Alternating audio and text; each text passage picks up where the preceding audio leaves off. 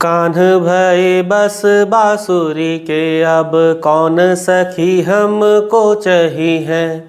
निस दिवस रहे संग साथ लगी, आह सौतन तापन क्यों सही है।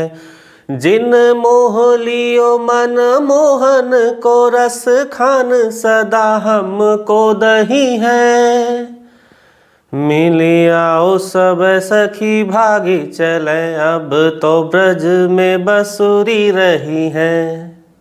प्रसंग है, गोपियाँ आपस में वार्तालाप कर रही हैं और कह रही हैं एक दूसरे से कि हे सखी, अब इस ब्रज में रहने का कोई मतलब नहीं रहता है। अब ब्रज में रहने का सारा उद्देश्य समाप्त हो चुका है, क्योंकि जो प्रभु कृष्ण हैं उनका सारा का सारा ध्यान जो है वो केवल बांसुरी पर है। हम लोगों पर वो ध्यान बिल्कुल नहीं दे रहे हैं। अब गोपियाँ इतनी ज़्यादा व्याकुल हैं कि वो ब्रज को छोड़ देना चाहती हैं। वो कहती हैं कि हे सखी, आओ मिलकर हम लोग भाग चलते हैं। तो पूरा पद इस प्रकार से है, कान्ह भये बस बांसुरी के, अब कौन सखी हमको चही हैं।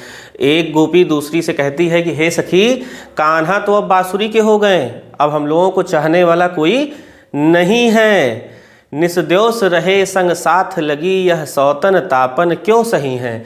निस दिवस, निश माने निशा यानी रात्रि, दिवस दिवस माने दिवस या दिन, दिन रात वो कृष्ण के साथ में ही लगी रहती है। यह सौतन तापन क्यों सही है। देखिए, गोपियाँ मुरली को अपनी सौतन बता रही हैं, कह रही हैं कि दिन रात वो सौतन कृष्ण के साथ में लगी रहती है। अब इस सौतन के द्वारा दिए गए ताप को, कष्ट को, दुख को अब हम सह नहीं पा रहे हैं। जिन मोह लियो मनमोहन को, ये इतनी ज़्यादा मायावी है बांसुरी वंशी कृष्ण की कि इसने मनमोहन को ही मोह लिया है। मनमोहन भगवान कृष्ण को कहा जाता है।